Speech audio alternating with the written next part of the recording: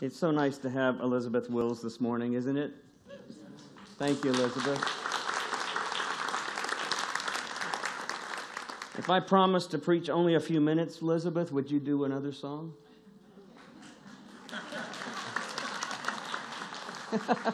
I'm not sure if that's for you or for what I just promised. I'm a little concerned that it's both, but yeah, I don't know. I was thinking of maybe Be the Light. I don't know, Be the Light or anything that you think fits after. Would you feel comfortable doing that? Cool. Whatever. All right. You're comfortable doing that. Awesome. So I want to just share a couple of thoughts then with you this morning. We are in the midst, as I mentioned, of this series, and I've been sort of following Richard Rohr's book, Falling Upward. Some of you might be familiar with that. He's the Franciscan priest and the director of the Center for Contemplative Action out in New Mexico. And it's just a brilliant and inspiring individual himself, deeply rooted in his faith, but also deeply in what I would consider what his book is about, in that second half of life, in that bigger picture vision of life. One of the things that he says in the book as you get towards the end, and it's a little bit to muddle through, and if you haven't read the book, I encourage you to read it because it's very thoughtful and it has quite an intellectual sort of appeal to it at first. But then it starts really making sense towards that last portion of the book when he starts talking about where most of us spend the first half of our life, it seems, is about differentiating ourselves from one another. It's about finding what makes us special. And that in the sense that we are almost as if we're praying to God, to life itself, to show us where we're different, to prove to us we have something, that we can make something of ourselves, or that we can make something noticeable. It seems like most of our early life is spent in establishing ourselves and making our way.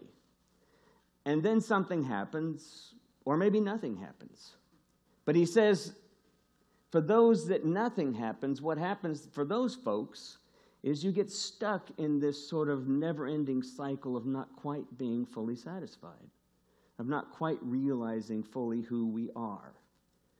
There's just an emptiness that keeps gnawing. We continue. There's certainly plenty of folks like, and I'm going to go ahead and say this. I hope I don't mean this in a political sense at all.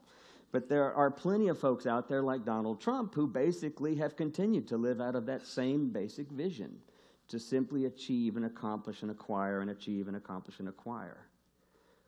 I read an article recently, and I can't remember the architect's name now, and I'm going to regret this, but I can find the source for you later if you want to follow up on this. But the individual who designed the Twin Towers was interviewed immediately a few months after the attack on 9/11. And of course, at that point, he was doing a lot of backpedaling. He had been the primary designer for both buildings, primary architect. And it was 6 to 8 months or so later when he was interviewed a second time that he opened up. And he said that he regretted the approach that they all took towards building those two buildings, and admitted the fact that there were materials that they used that cut some corners in order to get the building up faster and to make it higher.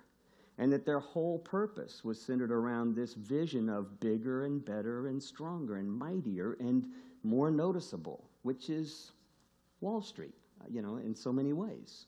Not to say that I hope you don't see me as denigrating wealth and security and financial future. That I'm talking about a vision that he finally came to, in this sense that if I'd simply rethought some of those materials, 2 lives might have been spared.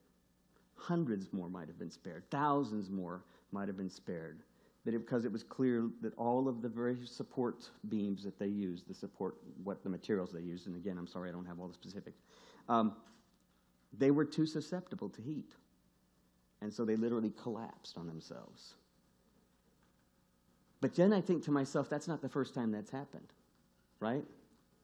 Because didn't Oppenheimer say the same thing after designing the bomb and realizing, oh my God, what we started out doing made sense, but this seems out of control.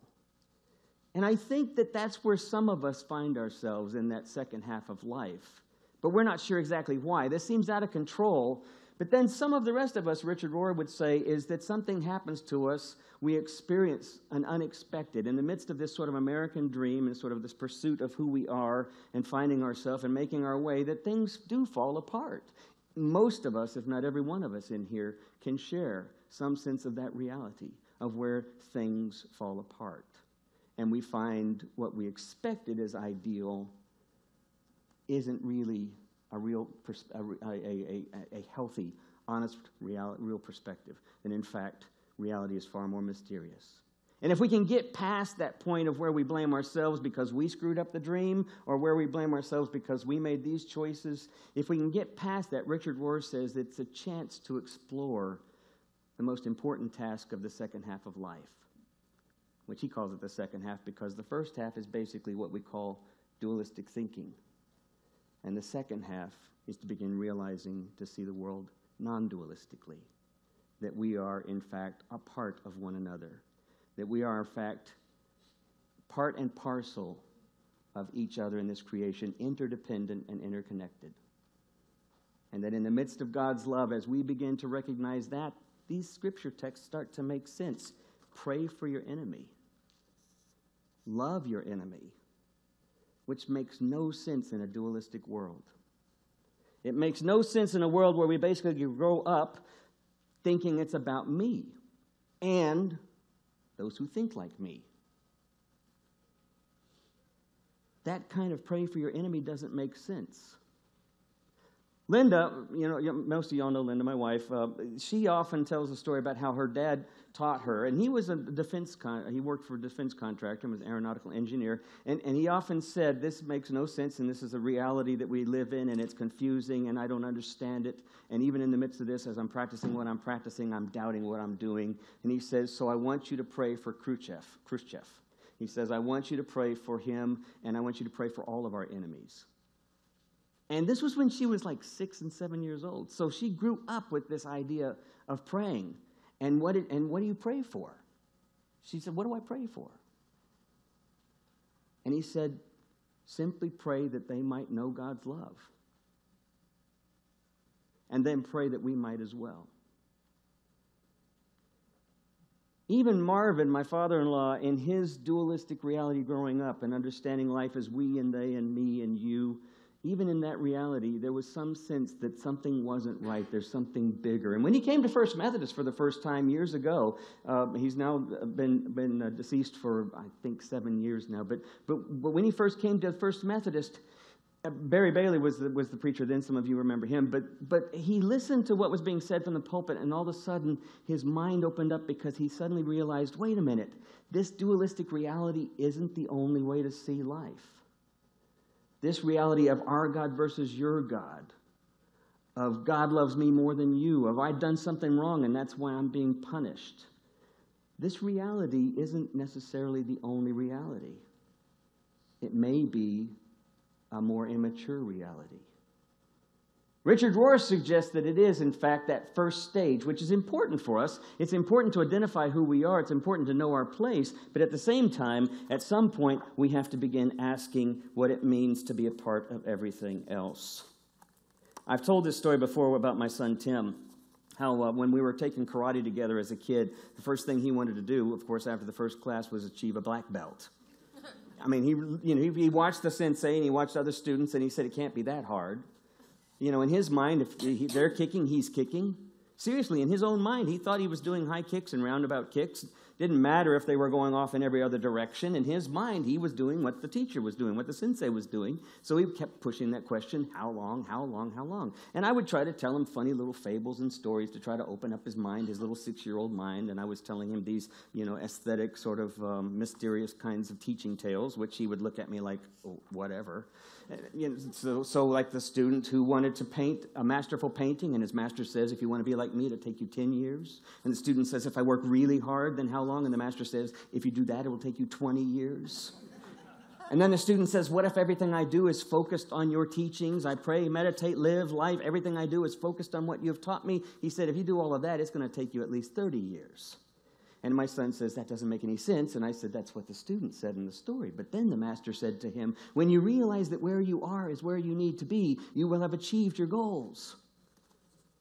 And my brilliant son looked up at me with these longing eyes and said, well, then how long before I can get my black belt? But he recognized over time the same thing that I learned in these classes, because these teachers, and not every one of them, some of our martial arts classes, like so many other training and competition and competitive things that we do, is oriented around dualistic thinking. It's just it's trickled into what used to be sort of an Eastern way of thinking has become sort of a Western way of being, so that soccer moms are now Aikido moms, or they're karate moms or jiu-jitsu moms. The principal at a school I was at yesterday of middle school student, or on Friday of middle school students, she's a third-degree black belt, and her daughter, who's 9 or 10 years old, is a red belt. And everyone participates in these things. But they miss sometimes the depth of where these originated. And our teacher one day, he continued to do this actually, where he continued to tell the students, he would say, well, I need to back up. Because when we took class, we didn't take class beginners, intermediates, advanced. We took class with everybody together. We were all in there together. So that a black belt was teaching a green belt or a white belt. But at the same time, the sensei would say, that's not necessarily the case, because the white belt is teaching the black belt. At any point when the black belt student thinks he or she has gotten there, they're no longer there. They have to learn from the white belt. And then he would always say, he would always begin and always end, we go there together. How do we get there? Together. It's the only way. I think that's what our text is saying. And it's so hard for us sometimes to get our heads around this because of our dualistic thinking.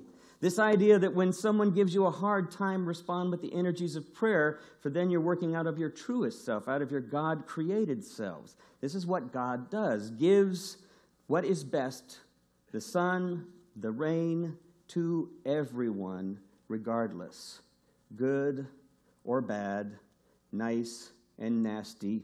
What the text should actually say even a little further is it should simply say, we shouldn't even use these words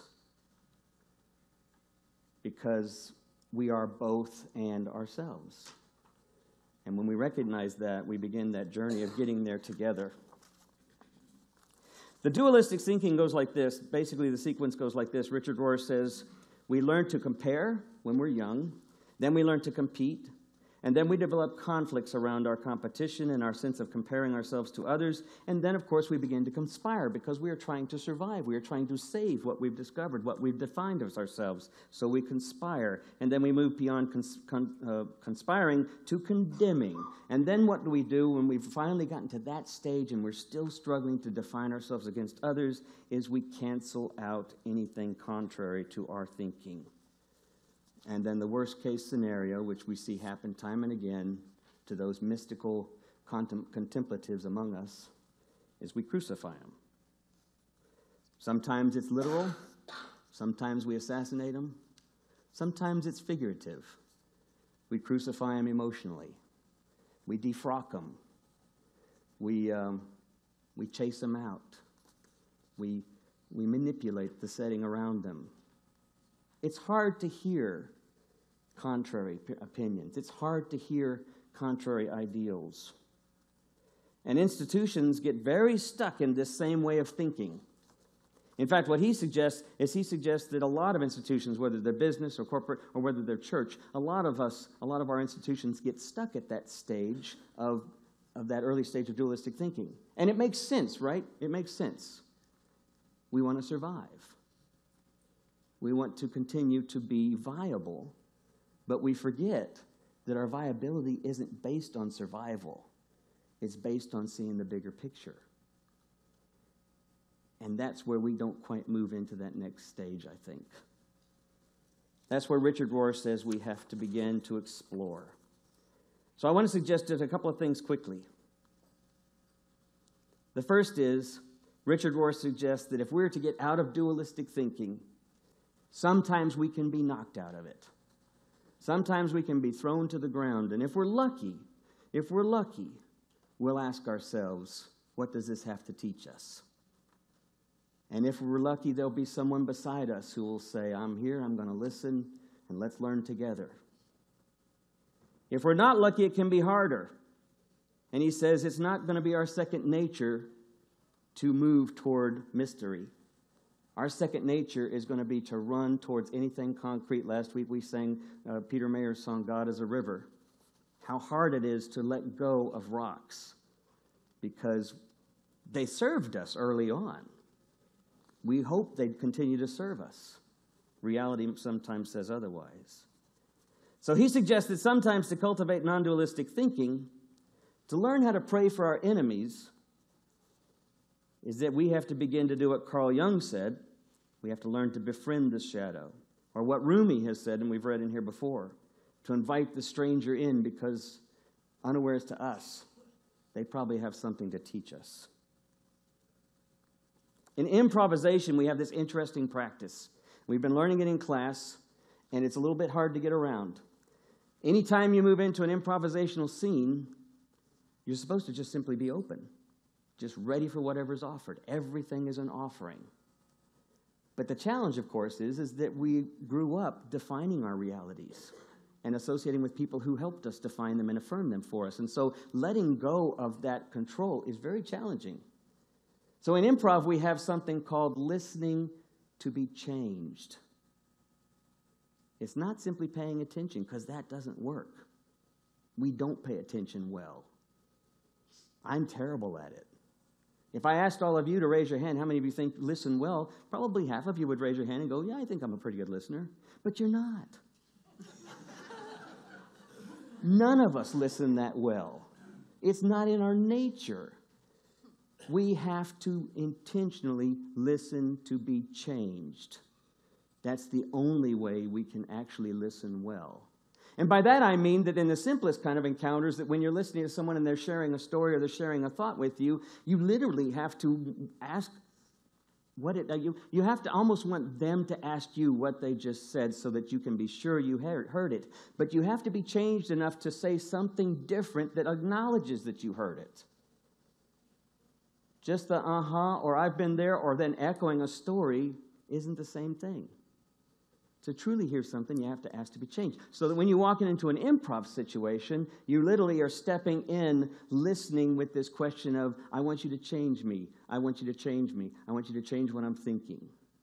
Because that will get rid of what you came into it with. Hopefully. It takes a lot of practice. But you have to listen to be changed. There's that old adage that we've said, that you hear all the time, that says, know history, understand history, or you risk it being repeated.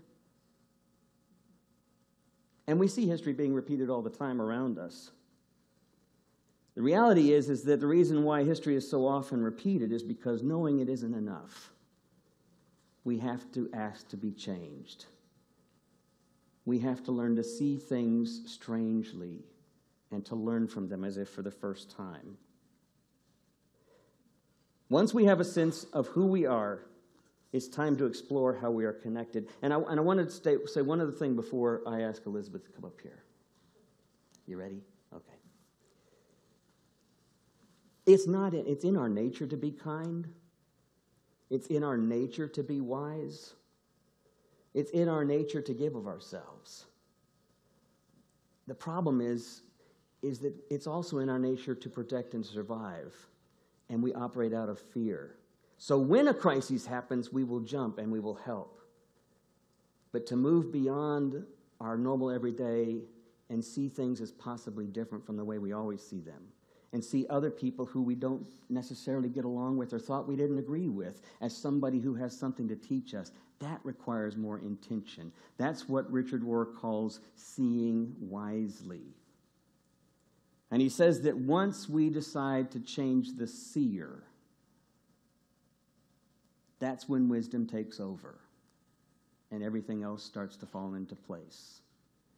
It has to begin with a willingness to be changed.